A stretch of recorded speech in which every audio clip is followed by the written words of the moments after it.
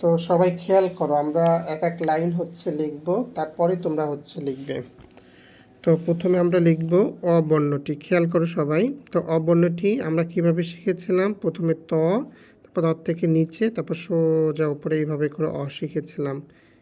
ঠিক একই রকমভাবে আমরা আ শিখেছিলাম। প্রথমে ত এর মতো এখান থেকে নিচে, তারপর সোজা উপরে, তারপরে এখান থেকে সুন্দর করে একটা আকার দিয়ে দিয়েছিলাম। তারপর অবশ্যই দেখো, আগে হচ্ছে দেখবে, তারপর লিখবে এখান থেকে এইভাবে। তারপর আমরা লিখব দীর্ঘ ই। সবাই খেয়াল করো। তো দীর্ঘ ই সর্বশেষ শিখেছিলাম আমরা এইভাবে করে, উড়িটা এখান থেকে এইভাবে করে দিয়ে দেবে। ঠিক আছে, লেখো, এই লাইন লেখো সবাই। তো যেহেতু আমরা এই বেসিকগুলো আমরা শিখেছিলাম বেসিক ক্লাসে, তো এগুলো তোমরা এইভাবে করে প্র্যাকটিস করো।